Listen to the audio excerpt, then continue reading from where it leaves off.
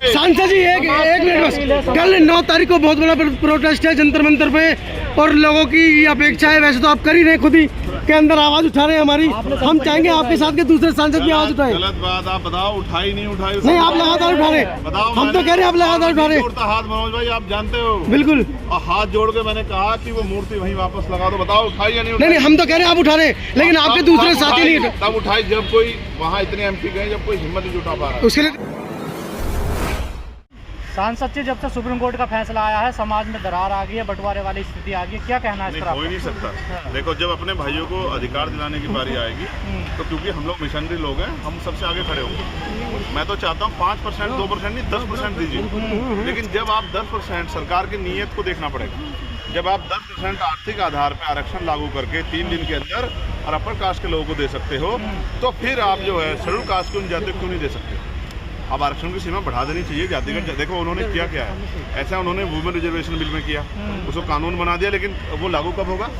जब पहले जातिगत जनगणना होगी। तो उन्होंने कह दिया वो 2031 में होगी, 2032 के बाद लागू। ऐसे उन्होंने इसमें क्या कर दिया, स्टेट को, पहले तो स्टेट को पावर हो नहीं सकती है, ये पावर जो है सेंटर को। मैं तो अगर सरकार कह रहा हूँ, सरकार के संसद में वो उसके लिए विधेयक लिया है। और मैं फिर कह रहा हूँ भाई, कब तक जो है 15% ही पूरा नहीं हुआ, तो आपको चाहिए कि आप जो है, मैं तो कह रहा हूँ शेड्यूल कास्ट के उन जातियों को जिनको अवसर नहीं मिला उनको 10% आरक्षण दीजिए। आरक्षण की सीमा बढ़ा 85% इसको कर दीजिए, क्या दिक्कत है? जब 10% आर्थिक आधार पे आप दे रहे हैं तो 90% इनका बढ़ा दीजिए, SC/ST OBC के लोगों को दे दीजिए। लेकिन आप देना ही नहीं चाहते, आप तो उनको गुमराह करके टकराव चाहते हैं। हम टकराव होने ही देंगे। अगर हमने यहाँ पढ़े लिखे लोग हो गए, हम टकराव करवा दें, हमसे बड़ा बेवकूफ कौन होगा? इसलिए हम उनको भी समझाएंगे, उनमें भी जो पढ़े लिखे लोग हैं। क्रीमी लेयर की भी बात की जा रही है। मैं फिर कह रहा हूँ, शेड्यूल का ये जो रिजर्वेशन है, कास्ट बेस्ड रिजर्वेशन को समझना पड़ेगा। इसका आधार क्या है? वो कभी इकोनॉमिक बेस्ड था ही नहीं। ठीक है, ये तो हमारे नेताओं ने उन नेताओं को आज जो है, मैं कोसना नहीं चाहता, लेकिन जिन नेताओं ने हाथ खड़े होके करके जो है EWS का समर्थन किया था, आज उनको जवाब देना चाहिए कि उन्होंने सबसे पहले हत्या करवाई थी आरक्षण की। अगर वो समर्थन नहीं करते तो EWS इस देश में लागू नहीं होता। और आज क्या स्थिति है? आज वो कास्ट बेस्ड रिजर्वेशन खत्म कर देना चाह रहे हैं। इसका आधार है शैक्षिक पिछड़ापन, सामाजिक पिछड़ापन, जो छुआछूत का हम लोग सामना करते हैं, जाति के आधार पर एट्रोसिटी का हम लोग सामना करते हैं। और प्रतिनिधित्व, आप आंकड़े तो जुटाओ। मैं कह रहा हूँ, चैलेंज करके कह रहा हूँ कि आप आंकड़े जुटाओ। हम लोग स्वतः छोड़ देंगे जिनको ज़्यादा मिल गया। आप आंकड़े जुटा के बता दो क्या 15% शेड्यूल कास्ट लोग पूरा हुआ है? और अगर इतनी काबिलियत पैदा होगी तो NFS कैसे हो रहा है? मैं अकेला व्यक्ति हूँ जिसने जितने दिन सदन चला है, हर दिन सफाई कर्मचारी लेके हर वर्ग का मुद्दा उठाने काम किया। और कल भी मैंने मुद्दा उठाया पार्लियामेंट में कि 1500 घर जो है वहाँ उसमें मुंबई में वाल्मीकि समाज के तोड़ दिए सरकार के लोगों ने। लेकिन सब वो तमाम तरह जो अधिकार छीने जा रहे हैं वो नहीं दिखता है। जब अच्छा मुझे बताओ, जब सरकार डिपार्टमेंट नहीं रहेगा, सरकार नौकरी नहीं, तो ऐसा आरक्षण के जिन्होंने करोगा क्या?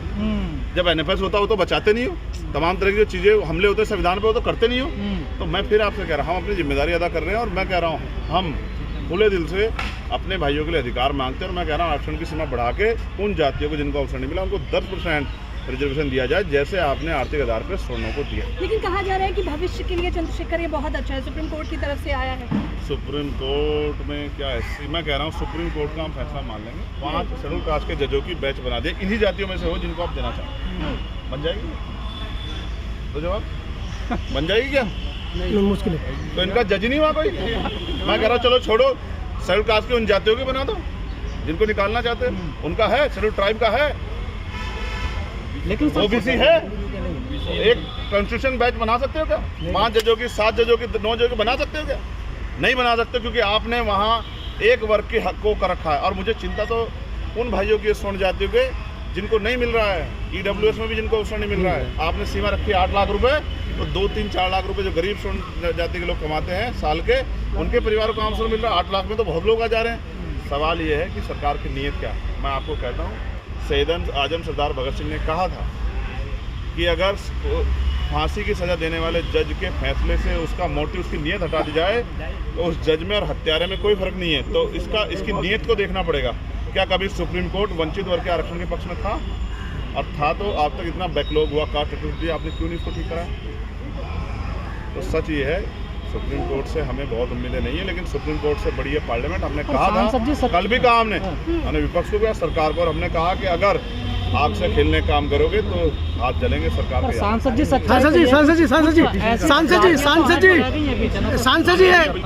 एक मिनट, किसकी वजह से सांसद जी किसकी वजह से रही बताओ? एक एक सेकंड सुनिए, किसकी वजह से रही? क्या आपने अच्छा स्कूल खोलने का काम गरीबों की बस्ती में किया?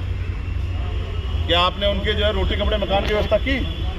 उनको अवसर कहाँ से मिलेगा? अब तो बहुत सारे अच्छा जिन जातियों में अब तक एजुकेशन लेवल उस तरह का बड़ा नहीं, उनको मिलेगा भी तो बेचारों को तो एनएफएस तो करना है, आपको अपने लोगों को तो भरना है। हम समझते हैं सरकार के मंशा को। सांसद जी एनएफएस हो रहा है इलाहाबाद यूनिवर्सिटी में, रिकॉर्ड उठा के देखो, एनएफएस हो रहा है एसपीजीआई उसमें क्या नाम एसजीपीआई में, एसजीपीजी में लखनऊ में, तो क्या इन जाति ये कहाँ गया? अगर इतनी काबिलियत इतना क्रिमिनल पैदा हो गया तो कहाँ नहीं हो पा रहा है? आईआईएम के हाल देखो, टॉप यूनिवर्सिटी के दिए थे मैंने 7 यूनिवर्सिटियों के आंकड़े, देखो क्या हाल है, एक ओबीसी और एक एससी, कौन खा रहा है सबको पता है। लेकिन सांसद